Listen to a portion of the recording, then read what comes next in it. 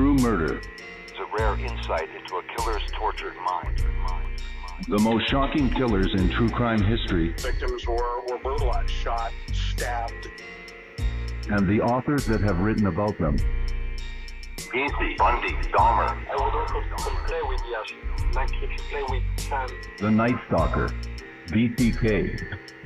Every week, another fascinating author talking about the most shocking and infamous killers in true crime history. True Murder, with your host, journalist and author, Dan Zupansky.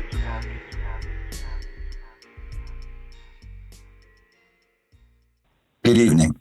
On a cold morning in December 1960, 60-year-old Laura Mutch was found strangled behind a house in downtown Erie, at a time when the Gem City was at its peak, including a triumphant run for the coveted All-American City Award. The murder created a pandemonium. As the investigation progressed, attacks on women in and around the city of Erie continued, sending citizens and seasoned investigators to the brink of total chaos. Infamous attacks, such as the brutal stabbing of 72-year-old Clara Carrig, the attempted strangling and knifing of Helen Knost, and the strangling murders of Lynn Crotty and Eleanor, caused women to lock their doors and avoid the streets at night. The arrest of truck driver John Howard Willman in September 1963 was not the end of the story, as soon the case attracted nationwide attention, including a lawsuit by the ACLU. Just who was Erie's infamous backyard strangler? Would a technicality by police cause the suspected murderer to roam free again to kill more victims? Author Justin Dombrowski charts the harrowing attacks, investigations, and mystery involving Erie's 1960s reign of terror. The book that we're featuring this evening is Erie's Backyard Strangler, Terror in the 60s, with my special guest historian and author, Justin Dombrowski. Welcome to the program, and thank you very much for this interview, Justin Dombrowski. Thank you for having me. Thank you so much, and congratulations on this extraordinary book. Thank you very much. Now, immediately following your first book for History Press, Murder and Mayhem in Erie, Pennsylvania, you were in discussions with History Press about your next project. Well, first and foremost, I am a native of Erie, Pennsylvania. I've studied local history, specializing more so, I'd say, in true crime and criminal records here in the Erie area for just over 15 years. I did obtain a degree from Mercyhurst University, and also worked as an intern with the Erie County Detectives Unit, specializing in various different sorts of cases. So I would say that kind of background led me a little bit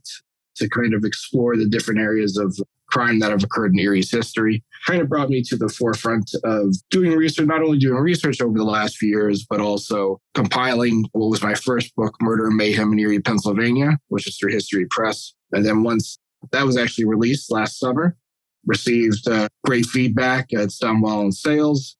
And following that, and speaking with my managing editor from History Press, we decided the next story we would do would be a standalone true crime book, which kind of led us into Erie's Backyard Strangler coming into fruition. And you say that these are the crimes that include from Erie, Pennsylvania, from fall 1960 to 1964. Let's talk about Holland Street Horror, your first chapter.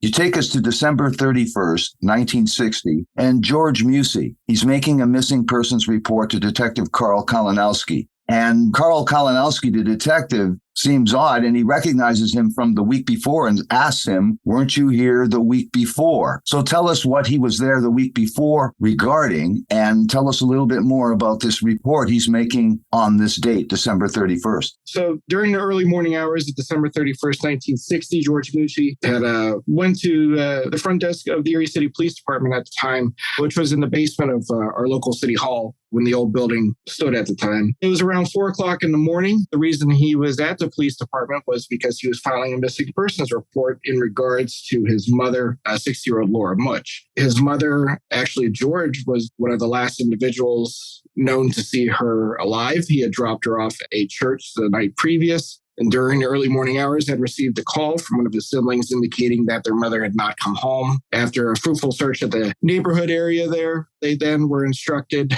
by the pastor of that church that they should reach out to the police department and file a report. Now, the reason why Kalinowski had recognized Laura Mutch's son was because previously his brother Leonard had disappeared, was later found deceased by a pair of young women after he had been found, happened to die from exposure. And when that had happened, that family had also filed a missing persons report. So that kind of stuck fresh with Detective Kalinowski at the time. Kind of made it interesting, I would say, for the most part, because here you have a family, they're filing their second missing persons report within a week. And as you touched on, that fall of 1960, city of Erie had really seen an uptick in not only burglaries, but petty crime, juvenile crime, including purse snatching and what we do come to recognize now as attacks on women. You write that a few hours later, a woman named Charlotte Clue was inside her house, but happened to look out the window and saw a body of an elderly woman on her back, her dress lifted around her waist. Anyway, there was something shoved in her mouth. She told her landlord, and the landlord called police. And you say Detective Sergeant Carl Malinowski and his partner, Philip Lupo,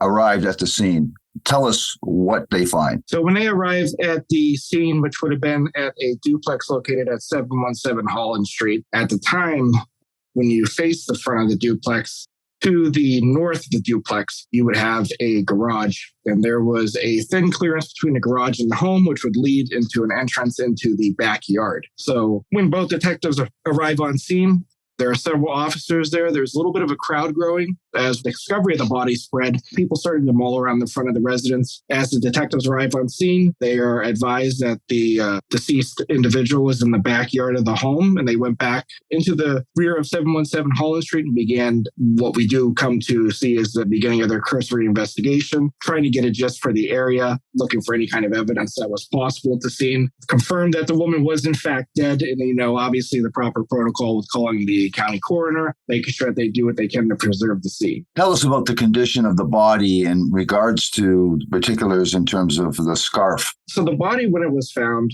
which obviously the woman would then become identified as Laura Mutch, she was there for quite some time. When the body was removed, I believe earlier that morning, which would have been the 31st of December, around 11 o'clock is when they started the beginning process of examining, photographing, removing the scarf that was found wrapped around her mouth and her throat. Now, the scarf, which would have been around her head prior to her being attacked and murdered, was intricately tied, I'd say, around her mouth in a way that would have assisted in what the coroner believed was obviously death by strangulation. Now, when she was found, there was some marks on her skin. She had some marks on her nose, cheekbones, upper lip. There were some linear markings that were faintly observed. These were more so red, slightly depressed parallel lines, and more or less represented impressions or abrasions due to contact with clothing of that sort, which could have possibly been from the scarf or the individual that attacked her. The pressure of the scarf created depression on the skin around her Adam's apple. All the evidence showed that the scarf was actually used pretty brutally. Evidence showed that it was tightly looped around her neck. She also had additional marks on her body. There was a mark above, I believe, her right breast, which was slightly discolored. There was a 1/2-inch laceration on her left knee. Police later believed that was due to the fact at some point maybe she had, during the attack, fell onto the ground. Her knee had made contact with the ground, which was frozen, and there was ice at the time. There was also evidence of sexual assault. No necessarily marks of defensive wounds. No blood was found at the scene. That was another interesting thing. They found no hairs. There was really nothing, at least for the body, besides the seminal fluid that was found that would indicate that a crime obviously had taken place. You chronicle at the same time, around the same time in December than the previous in September. A 75-year-old woman was attacked. In December, women were attacked. Some escaped. All of these gave various descriptions of the perpetrator. Now you have Detective Malinowski and Detective Lupo on the case here. What is their strategy in terms of potential suspects? How do they go about finding those, and what's the criteria? Well, the interesting thing was that when these numerous attacks had occurred prior to the death of Laura Mutch that December, these attacks, which kind of resembled more blitz-style attacks, were more similar in nature than some of the ones we'll see later in the book. Some of these attacks consisted of older or elderly women who were, again, They were attacked in a blitz-style manner, and some of them were pulled into the back of the residence where there was either an assault that had taken place or an attempted assault. Those individuals did flee the scene. Now, the detectives at the time had known about this. That was very fresh on their minds, and it was definitely something that they were trying to combat. This type of murder from the onset had all the earmarks of the similar type of attack. So the police were of the opinion that those were not only connected, but that the same individual was responsible. And fanning out through the neighborhood, they looked for additional clues. There was an alleyway that ran behind 717 Holland Street. It ran northbound before then appropriately cutting, I would say, eastbound behind some manufacturing buildings and other homes and residences. Police also fanned out to try to find individuals who had criminal records of a sexual nature, sex offenders, individuals who were known to rape and accost women. Something similar to what we see in today's a society with investigating crimes. The detectives were pretty much on point back then. They knew the type of individual they were looking for was somebody, and this was a sexually motivated crime. So they began pulling all these individuals in, individuals with past criminal records, like I said, focusing on those who had a sexual nature and were known to rape women and sexually attack them. You talk about the fear that was spreading very, very quickly in Erie, Pennsylvania, with a great example with the frantic Charlotte Clue, the woman that had initially seen Laura Mutch in the backyard, called police frantic that there was a prowler in her basement, and police ran to that location immediately and found no prowler whatsoever. And soon Charlotte moved out of that location. And you talk about the fear that was spreading very, very quickly while detectives were scrambling to find suspects. Yeah, and it was very apparent the effect that this had, and that shows two things. One, that the attacks on the women prior to the murder were fresh in the public's mind, at least in that area. And two, once that had escalated the murder, we saw numerous instances where husbands and boyfriends would not let their girlfriends' wives, even sisters, daughters, any kind of women, we saw an uptick in them advising that, they would walk in groups or pairs, that women were not walking alone, would not venture out much after night. We had instances where I even had individuals tell me that they remember barricades being put up immediately afterwards to check individuals who were leaving in and out of the city. There was the implication that maybe, at the time, Erie was still an industrial city. Maybe it was a transient passing through, somebody who, was a sexual offender in nature. You had women who would lock their doors. This was also evident with the local police switchboard, which was seeing a rise in, phone calls from frantic housewives who were home alone and then women who claimed that there were prowlers on the residence. It definitely kept police on edge because the fact is where is this going to go next? How is it going to escalate? And that's very evident, at least what we see with the local fear in the community, as you stated, keeps progressing more and more. You write about February 28, 1961, and a young woman named Betty Quick is attacked walking home. She gives a description. There are 4 more suspects picked up by police. Of course, in those days, they relied on polygraph tests to basically clear people. You write, though, there was a maniac in our midst. The headline, June 2nd, 1961, and Clara Carrig, a 72-year-old, is with her mother, who's 93.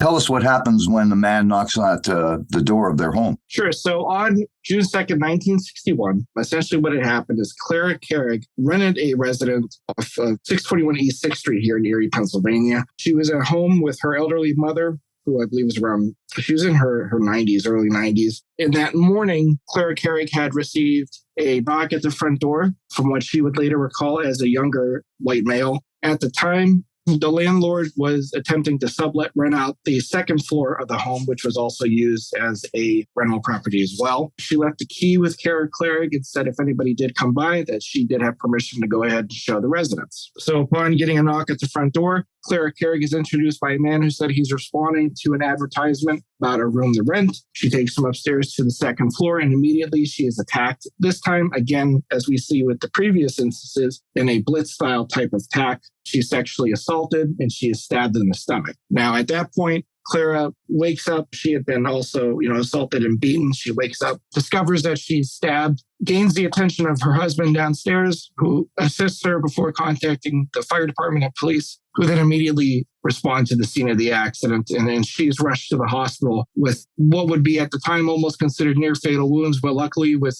blood transfusions and then getting her rushed into surgery, they were able to save her life. You say that police noticed similarities between this attack and Laura Mutch's murder, don't they? Correct. Yeah, there was that. And this kind of fits into that pattern. An elderly woman was attacked, although this woman was attacked in her home. But there was the sexual assault nature, the fact that there was an attempt at murder. This is following the murder of Laura Mutch. So police had every reason to feel and believe that this individual would murder again if the opportunity presented itself. But some of the specifics, at least what Clara Carrig had mentioned, the way that the individual had attacked her, there was similarities, at least with some of the detectives in the department, that was done by somebody of a similar nature who was responsible for those attacks. You write that the headline was Madman on the Loose, and also that you write that there were widespread changes in the police department in March 1962, and somebody that was initially on this case, Fogoski, was demoted to patrol officer, so he retired. But also another person involved in July 1962, Malinowski, decided to paint his house outside.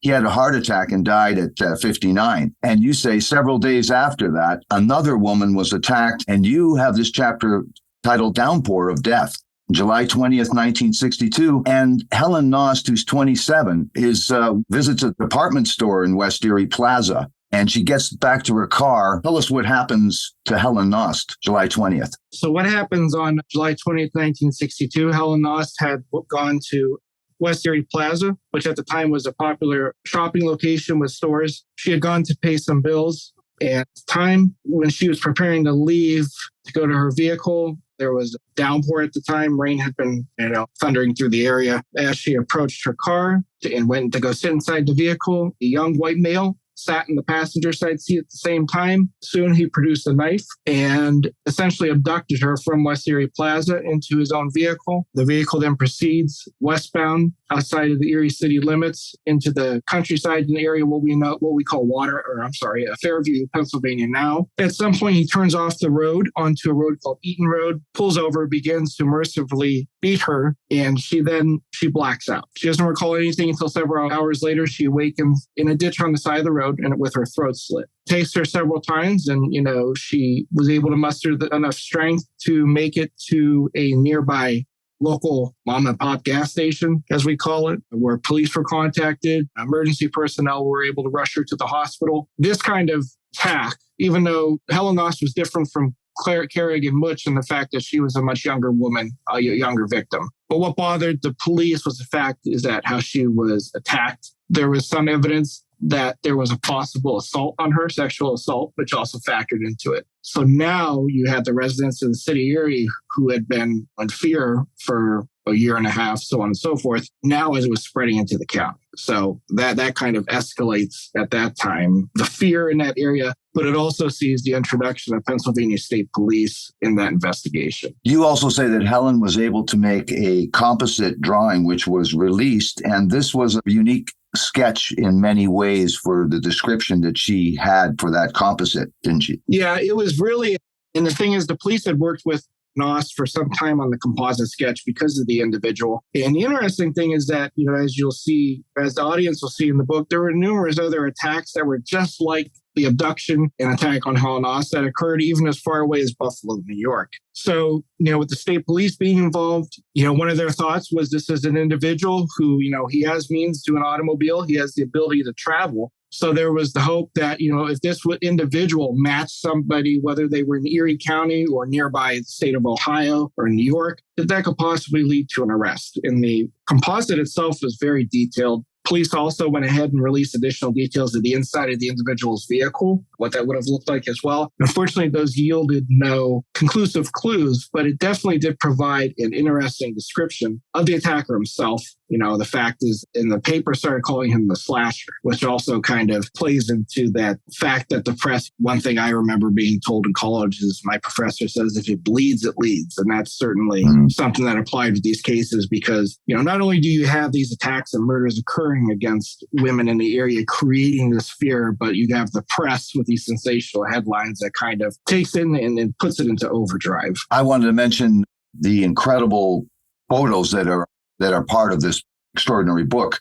And you provide that composite drawing in your book as well, along with an incredible array of photos from that time. Right. They say the slasher has surfaced, but from that, it seems that the police think they have their first real break, don't they? Yeah. The thing is, with this, you have not only, and this is kind of where we see not only the difference in the different jurisdictions of police departments that operated in investigating these crimes, but we started to see, the Erie City Police detectives believe one thing, state police believe another thing. You kind of see that little bit of the fraying at the edges there between the departments. And that's something that we see even still today with different crimes. And that is sometimes you'll have jurisdictions that don't necessarily cooperate or share information because they don't think it's relevant, first and foremost. Now, with that, it also was interesting because they think, oh, well, we finally got somebody. The Erie City Police did. State police off the bat did not feel it was connected to the crimes that had occurred in the city of Erie. Clara Carrig, although she survived, her descriptions of her attacker were not really consistent. And being what we know now of eyewitness identification, it's kind of easy to see, especially when you have victims who survive trauma, how much they can compartmentalize the attacks themselves, how much that can actually hinder what really occurred. So the fact that they had already had a woman that survived, this was, a younger woman who, state police would come to find she was pretty consistent with her description of her attacker. And the police certainly wanted to get it right. When they did that, they felt that, hey, it was a matter of time. We released this composite sketch. We released, an extremely detailed background of what he was wearing, what he looks like, what the inside of his vehicle is, that they felt that it was a matter of time before he was arrested. You have a chapter called Silk Stockings and Dangerous Desires. There is a friend, Margaret Renz, and she hasn't seen her friend Eleanor Free, 41-year-old, for a week. So she's very concerned, and she calls Eleanor's daughter. And then a locksmith is called. What do they find, and how do police proceed with this latest murder? So with that actually involves a murder that occurred here in Erie. The body of Eleanor Free was found on December 17th, 1962. Investigators believe, obviously, it occurred prior to that. That was a murder that was coined here infamously as the Silk Stocking Slaying. So Margaret Rentz and her husband and a local locksmith who was in the area had gained access to Eleanor Free's home, went upstairs to the second floor and found Eleanor Free deceased in the upstairs bedroom. Police were contacted, appropriately arrive on scene, and ultimately find Miss Free, who was a woman who was separated from her husband at the time, obviously deceased on the second floor, tied up with stocking essentially around her throat, which was then in some way tied elaborately to her door. This kind of murder itself, I think, seasoned detective will look at it and say, hey, there's obviously similarities between this and the murder of Laura Mutch, the attack on Clara Carrig and Helen Knost. But the police, at least back then, did their due diligence. And that was one of the interesting things, was investigated all these attacks and crimes as if they were as if they were perpetrated by the same individual. Right. By method of elimination, gradually with the Free murder, they came to suspect a acquaintance of hers who was known as Mr. X due to the fact of how he signed some greeting cards. And he eventually became the prime suspect, which with police eventually not believing it was related to the Mutch murder. Right. And they always believed he was responsible, but could never prosecute him for the murder. Yeah, that is correct. Eventually, the gentleman came close to supposedly confessing to the murder itself. But even up until they reopened the case in the early 2000s, the police were pretty confident in the evidence to support that was more of a personal murder in nature. The evidence confirmed that the stalking actually wasn't used to actually strangle her. But the thing is, at time, when Eleanor Free's body is found, detectives noted that the way it was wrapped around her kind of reminded them, at least with the knots and all, that it was similar to Laura Mutch. So, like I said, police were definitely on top of at least doing their diligence, at least looking at everything as if it was done by the same individual, and gradually saying, okay, well, the evidence kind of moves us in the direction that this individual known as Mr. X, who is the gentleman who eventually was identified as Clifford Sallow as a male acquaintance of hers, is actually responsible for it. We don't believe Mutch's murderer is responsible. So it definitely, they're kind of filtering out what's possibly related and what's not. Let's use this, Justin, as an opportunity to stop for a second to hear from our sponsor. Do you ship product from your business? What if your business was treated like a Fortune 500 company with the discount power and customer service power usually reserved for the giants? What if you could pass on to your customers the money you save on shipping, or reinvest those precious dollars into your company? Main Street Logistics offers their clients unbeatable shipping rates and unparalleled customer service. There's no more need to waste time comparing pricing. With Main Street, you can rest assured that you are getting unparalleled discounts and a dedicated customer service team available to you 24/7, 365 days a year. There is never a need to get frustrated comparing rates or stuck talking to someone at the other end of a generic 1-800 number. Main Street Logistics provides you with headache-free shipping with the deepest possible discounts. Whether you're shipping within Canada, from Canada, or bringing goods into Canada, Main Street can help. Trust Main Street Logistics for all your shipping and courier needs. Domestic courier, international courier, LTL and FTL, ocean and cargo, warehousing and fulfillment. The Main Street Logistics team brings 25 years of experience to your shipping needs and will help your business punch above its weight. When you work with Main Street, you are treated like a Fortune 500 company, enjoying the discounts and service that a Fortune 500 receives. What I love most about Main Street Logistics is just how immediate, easy, and comfortable it is working with Tom and his partner, Marnie. They get the job done, anywhere, anyhow, anytime. If you want to get in touch to see what they can do for you, visit www.mainstreetlogistics.ca. Use promo code TrueMurder in the subject line of your email so that they know your friend Dan sent you. Main Street Logistics, front of the line, anywhere, anytime. Now, Justin, we were just about to talk about your chapter, A Corpse in Axe Murder Hollow. And a person named Dan Scala gets a call from his sister-in-law's husband, David Crotty, and there's something seriously wrong. He requests that Scala come but not tell anyone. Tell us what happens here with Lynn Crotty and this story. So Dan Scala goes to the residence of David and Martha Crotty on January 20th, 1963. It is at the residence that Mr. Scala is advised by his brother-in-law that his niece, Mary Lynn Crotty, known by the family affectionately as Lynn, was missing. The night prior, she had supposedly gone out with a friend, had never returned home. And, that kind of created a little bit of pandemonium amongst the family because it was out of the ordinary for her. Lynn Crotty at the time was a student at Edinburgh College. When she was missing, set off a series of events in which Scala and Crotty then reached out to the young woman who was with Lynn Crotty the night before, Paulette Sawinski, and they learned that they were out with two gentlemen, Daniel Biebighauser and John Harvey. And eventually what they would come to find out is that, they went out to several places, indulged in a few alcoholic beverages, and then at some point, Biebighauser drove Lynn Crotty home, or so he claimed. He claimed that she was feeling sick. He dropped her off close to her residence. Hadn't seen her since. Now, at the time, Lynn Crotty's father enlists the assistance of a gentleman by the name of Louis Penman, who was an investigator for the Pennsylvania State Police, lived a block away. Mr. Penman arrives at the Crotty residence, speaks with the parties, and at that time, John Harvey and Daniel Biebighauser had arrived at the Crotty home. Penman speaks with both of them separately and then together. At the time, Penman did not notice any inconsistencies in their statements, anything that would give him any kind of alarm. But at the end of the conversation, he did tell both men that they needed to provide Lynn Crotty's whereabouts by the end of the day. There's no ifs, ands, or buts about it. Eventually, the trail leads back to Daniel Biebighauser,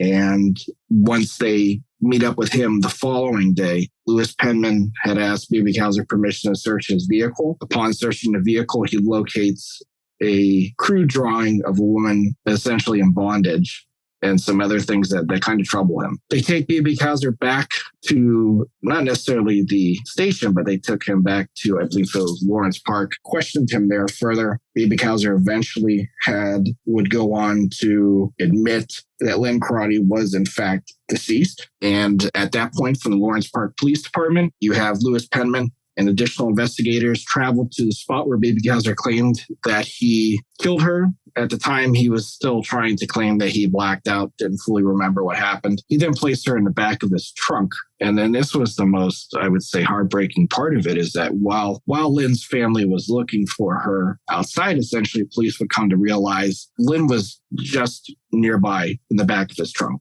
and they didn't know it. Wow. Later that night, At some point, Biebighauser admits to then taking the body, driving out to an area of Mill Creek Township here, down Thomas Road. Locals call it Axe Murder Hollow. And it is a known lover's lane. Even when I was a high school student, that was someplace kids went to indulge in underage drinking and other means. And it was an area where he then conveniently dumped the body. He took police to the body, which they were able to locate. And afterwards, Dan Biebighauser was charged with murder. Now, again, this is sort of a little bit different. This is Daniel Biebighauser is an individual who murdered somebody who he knew. It wasn't a complete stranger to him. So there's a little bit different victimology than Laura Mutch and Clara Carrig, Helen Knost, and Eleanor.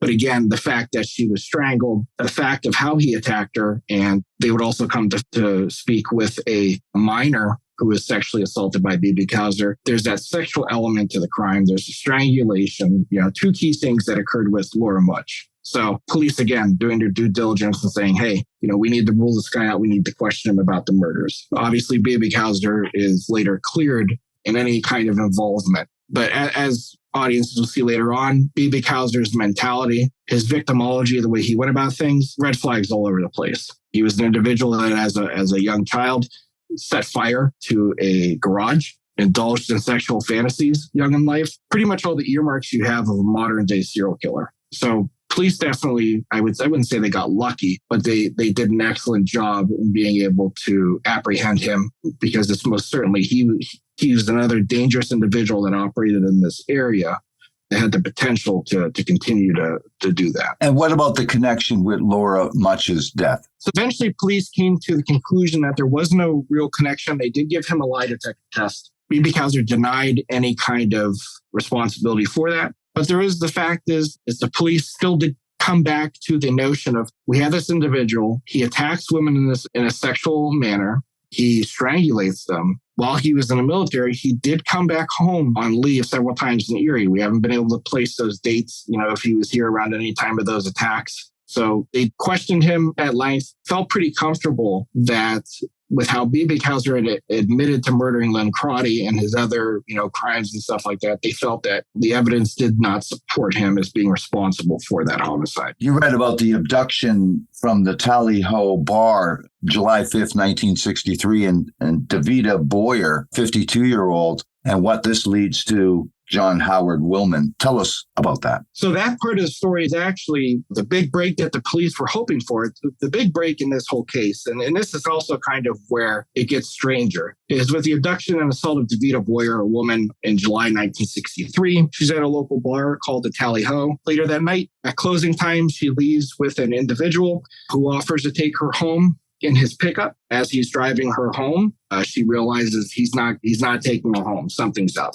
Eventually, this individual takes her to the bayfront here in Erie, exits the vehicle, and begins to assault her. It is pretty brutal, and the information we have is actually from Davida Boyer's testimony itself. It's pretty graphic. Yet her attacker attempts to shove his hand down her throat and strangulate her, remove her underwear, essentially try to sexually assault her and kill her. During this attack, he tells her that he murdered somebody similar who would not give in to his demands, essentially, so to speak.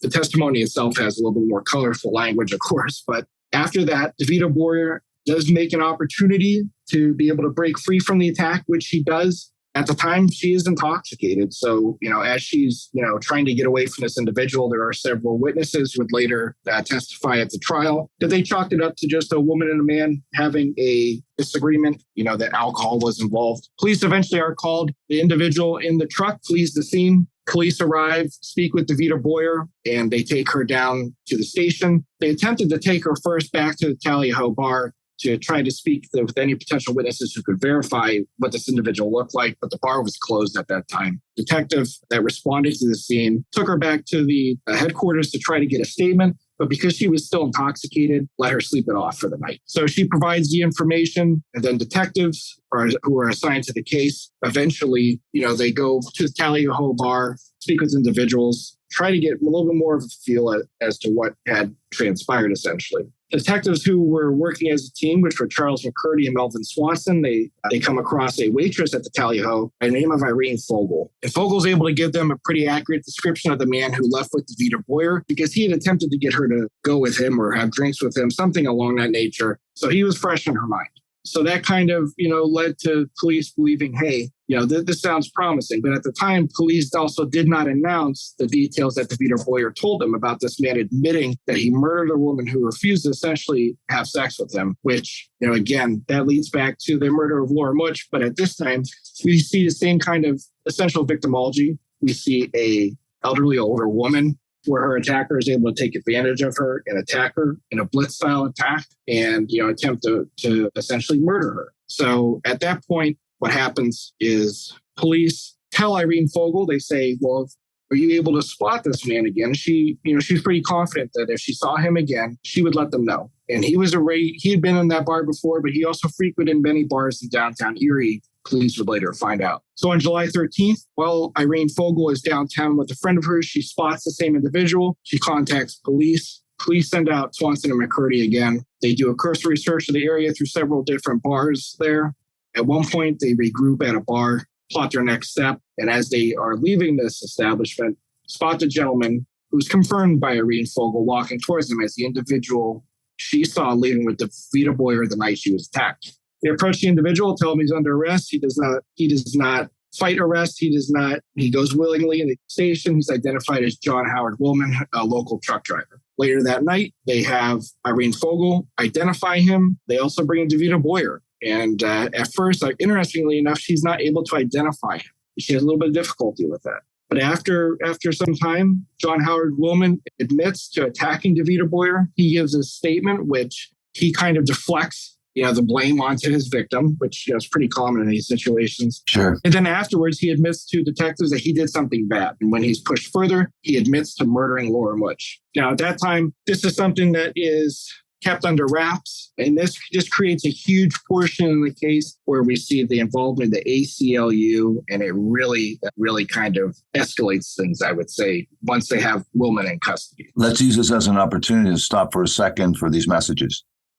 So you say that they have him in custody, and there is the issue that comes up later, and it's an important issue, is that at the time when you were arrested, you were not afforded an attorney until you were charged. So there was a period of time between the arrest and when you might be, or when they were in custody, and then you would be charged. This became an issue in this particular case, didn't it? It most certainly did, because after John Howard Willman is arrested and held, he's held primarily for the attack on DeVito Boyer, not the murder of Laura Mutch. Detectives would get a confession out of him in that murder, but it lacked any kind of main details as to what happened. Also, what created difficulty in this situation is, as we discussed, there's no evidence at the crime scene of Laura Mutch. Eventually, what happens is the only thing that ties John Howard Willman to that scene are his own words. Now, eventually, police are able to quickly recognize John Howard Willman is a little mentally, he's slow. He's got a low IQ. He doesn't have that much of an education. I believe he only went up to school to middle school before he dropped out. Police would learn he did serve with the National Guard. He was stationed overseas in Germany. And the interesting thing with that is that the whole time, detectives are telling him, hey, look, you do realize that, we're trying to get to the bottom of what happened. We want you to be truthful. Did this happen? At no point does he deny any responsibility for the murder of Laura Mutch. But the difficulty in that is that, this is pre what we call Miranda, before police had to, at least here in America, had to read you your Miranda rights. You have the right to remain silent. Anything you say will be used against you, and an attorney, so on and so forth, will be afforded if you cannot afford one. So at that point, although they were advising Willman that he didn't have to speak with him, they were not legally required to say, do you want an attorney? And the argument they would use is that Willman didn't ask for an attorney. He was not allowed to see his family right away. They fed him. They took him back to the scene where Mutch was murdered. That didn't offer any additional information or any kind of clues. And then eventually, John Howard Willman is transferred to the Erie County Jail here, which at the time was behind the county courthouse. His family starts to visit him. And one of his sisters, who actually works at a law office, starts to kind of connect the dots and say, you're not going to hold John for a simple, a sexual assault for this long. Something else is up. Eventually, detectives inform John Willman's siblings and their spouses that he is being investigated for the murder of Laura Mutch. And essentially what happens is they then take a second statement. And after the second statement in September of 1963, the district attorney at the time reviews all the so-called evidence they have against Willman, which again consists primarily of just his two statements with this. And they then decide to press charges against John Howard Willman for the murder of Laura Mutch. Now, this creates an immediate issue because the ACLU catches wind of it. And for the amount of time that Willman was incarcerated, they claim that he was not afforded his constitutional rights to counsel. So this sets off a public legal battle between the ACLU and the Erie County District Attorney. And you have some individuals who are worried because they say, if this isn't the individual that attacked, and killed Laura Mutch, might have been responsible for other ones. What if he gets free off of a technicality? So there's that thing that's going on in the back of the mind of the locals who live here in Erie. But it also sets a precedent because it takes the police investigation, puts it in front and center with those that live here in Erie about what was going on, what happened. Eventually, it's ruled that John Howard Willman, according to the judges here, that his confessions were obtained legally. And despite the fact that he had a low IQ, they were allowed in as evidence, essentially, which would then culminate in his trial in February 1964. But as you write, there is people like the ACLU that get on board and other people, and of course the appeals process, and you chronicle all that from the initial trial in 1964 to the eventual retrial. Let's get to talking about another individual that you cover in here named Ralph William Rogers and how he enters this story. So Ralph William Rogers is an interesting individual.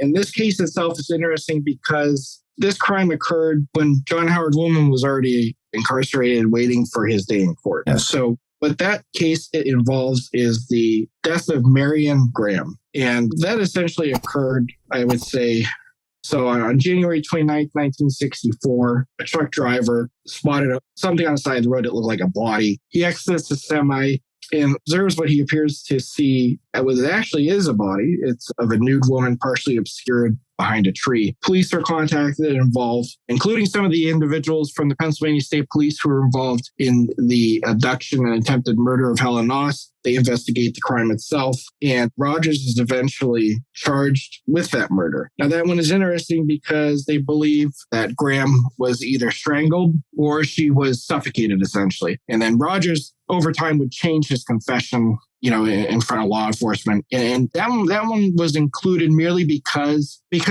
Rogers was known as a prowler. He was known to attack women. And that's one of the fascinating things with this case is that, you have all these different attacks on women. Not all of them are connected. It's pretty clear that we can separate which ones are related, which ones aren't. But some individuals can't necessarily be excluded from some of the crimes. Some of them can. So Rogers fits into that profile, the fact that there is a sexual element to it. You're not going to just murder a woman, take all her clothes off and throw her out in the cold, for just if you're going to rob her or something like that. We know that. Sure. So that occurs, obviously well afterwards, but there's still that kind of a hesitating factor of some people who believe, at the time you had members of the public who didn't think Willman was responsible. So that kind of fed into that fear narrative that maybe the police have the wrong guy. And that kind of culminates in the trial itself, especially when the prosecution, and the reason why the prosecution had fought so hard to keep those confessions in, because without the confession, John Howard Willman is not incarcerated for the murder of Laura Mutch. He essentially only serves for the attack on Davita Boyer, and he's just another dangerous individual on the street to some people. You write that the fact that John Howard Willman, Daniel Roy, Big Hauser, and Ralph William Rogers were all convicted for similar crimes during a period when more than 15 known women were attacked or assaulted, with those responsible unknown, is truly frightening. Yeah, I mean, and it definitely sets a precedent, at least here in Erie at the time, is that similar crimes, especially with three different individuals, was very rare. The only other time I think we've ever seen something like that is LA, when you had the Hillside Strangler, right, running around the same time as Rodney Alcala and all these other killers at the same time. This is really interesting because also with these three individuals, and the most important of this is John Howard Willman, is a middle-aged man or even a young man like that doesn't just wake up one day and say, I'm going to go kill somebody and I'm going to go strangle them and there's going to be the sexual element. There's a buildup to that. We see that with Daniel Babikhauser with his past history. We see the red flags, with setting fires, killing animals. We see the sexual element. There's the element with Ralph Rogers where you see, he's a known prowler. There's a sexual element with how he killed Marion Graham, which to this day, there's still some unanswered questions. That's also evident when he is able to get out of prison later in life. What does he do? He attempts to rape and assault a woman before he commits suicide. John Howard Willman doesn't really fit that mold, essentially, to some extent. Now, the difficult thing is that, there are some inconsistencies with Davida Boyer's statement that she gives to police. We know that. But the thing is the evidence obviously supports, there's evidence at least conclusively supports that John Howard Willman did attack Davida Boyer. He attempted to commit a sexual assault on her. But there are the inconsistencies and concerns with him as an individual. For example, the police claim that John Howard Willman tied in front of them how he tied the scarf around Laura Mutch and strangled her. But then you have people who served with him in the National Guard said he couldn't even tie his shoes. He couldn't tie a tie. That was confirmed also by his family members. But then again, you kind of switch back with John Howard Willman that in the 50s, he was found sitting in a parked vehicle wearing women's clothing. So there's still that kind of sexual element there where even if you have a little bit of doubt, was John Howard Willman capable of doing it? Absolutely. He presented all the different hallmarks for it. But the thing is that we also, if John Howard Willman murdered Laura Mutch and he attempted to almost murder Davida Boyer, that's a pattern. These individuals, especially, in their early 30s, you don't just wake up and start doing that. There has to be, there's something that precludes that. There's a record that follows that. And there was nothing of that, at least when he was stationed in Germany. He wasn't reprimanded. There was no disciplinary actions during his record there. He didn't attack women that was known of. Now, that's not to say it didn't happen. But he out of the three individuals who was convicted for these crimes in this time, he's probably the lone wolf of the bunch that there's still some unanswered questions about. What about the claim by the family? You don't really explore it except you show it in terms of that they, in the wintertime, used to put plastic and nail up the windows just because of the weather. So they said he couldn't have got out of that home without them knowing. Right. And that's also one of the other difficult things. And this is something that we see cases, at least, I think it's pretty clear that had this case gone to trial the way it did then now, he wouldn't have been convicted. There's no evidence that essentially ties him to it besides the confession. But his family brought up that the only way that John would have been able to leave that night to murder Laura Mutch, to go to a bar and drink, meet her on his way home, was he would have either had to leave the house in front of them, in which everybody was up later that night, or he would have had to have gone through the window in the back of the house where his room was, which was untouched. When police came and searched the property there, they looked at it. Of course, we're talking about something that occurred almost 3 years before. So, things can change. People can replace things, But that coupled with the fact that even the bartender who worked at Huck's Cafe, where John Howard Willman claims he was at drinking the night that he left and then met Laura Mutch on the way home, couldn't conclusively put him there. He, remembered him as a frequent visitor there and a frequent patron. But there's no evidence putting him there at that establishment. So that creates some of that reasonable doubt. But then again, it also goes back to the prosecution's case relying solely on these two confessions where he puts himself there, essentially. You write that Willman was released and returned to Erie, resided with his siblings, and died at 86 years old in 2013. Yeah, he eventually did the rest of his time. He does not appear in any criminal records, anything in a newspaper, and that appears to have lived a quiet life when he returned home, lived with his siblings. I did reach out to some of his family members. He only has one sibling left. He has a sister who lives in Florida. But after some time, he did enter a nursing home and passed away there. And this kind of goes back to that troubling thing is, well, you have an individual who supposedly has a history of attacks on women. And again, this is not to doubt the investigation that happened. I mean, we're essentially also going based off of what the police had at the time, without forensics. Right. We're looking at the fact, is this is an individual who, if he attacked Laura Mutch, he attacked Davida Boyer, if he has that history of sexual assault, we all know those types of individuals, they don't get out of prison and they're not cured. There's usually a high recommittal rate for that for those individuals because they'll get back out again and they recommit after doing the same offenses. There's none of that, at least what we can see with John Howard Willman. When he comes back to Erie, he doesn't, he's not arrested by police. There's no further incidents with him. Ironically, when he's buried less than 100 yards from where Laura Mutch is buried in the same cemetery. You talk about that this reign of terror existed in the 60s, but at the dawn of the 70s, you say the attacks ended and seemed like things got somewhat back to normal in Erie, Pennsylvania. Yeah, there was definitely afterwards. There was additional attacks on women. There was a woman, I believe it was around 65. Her name was Myrtle Ball. She was beaten to death by a local man after a night of drinking. That case resulted in a conviction for that individual. But, after that, the attacks themselves kind of died down, at least those specific types of attacks. And we don't really see them occurring again. We see all these other different types of attacks, muggings against women, petty juvenile thievery and stuff like that, but not to the nature of what happened, at least during the beginning of this book. So leads you to believe, was the individual truly apprehended? Who was responsible for all that? Did they up and leave and go somewhere else and continue it elsewhere? Those are, lingering questions that, we'll probably never know. But at least try to be subjective to the fact that I wanted to present everything more with an unbiased point of view and then leave you, the viewer or the audience, to make up your own assumption. Ask your own questions. I think that's the best way for us to revisit some of these cases. And I think there's a lot of red flags with a lot of these. You can draw numerous parallels. If these individuals can be placed in the Erie all at the same time, it's very likely they're still responsible for some of them, at least. But that's just going to be that enduring mystery that lives on. Absolutely.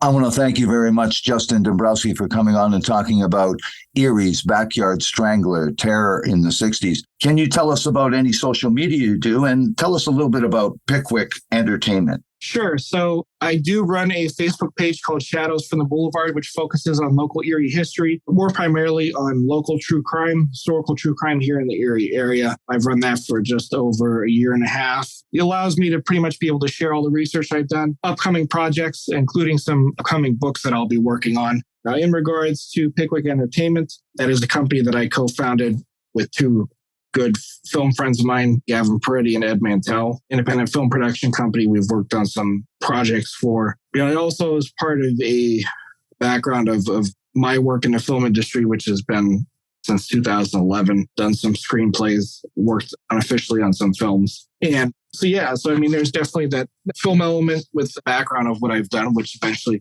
we've been exploring the possibility of doing at least docudramas or so on and so forth. Thank you very much, Justin Dombrowski. Sure. ERIE'S Backyard Strangler, Terror in the 60s. Thank you so much. You have a great evening and good night. Thank you, too.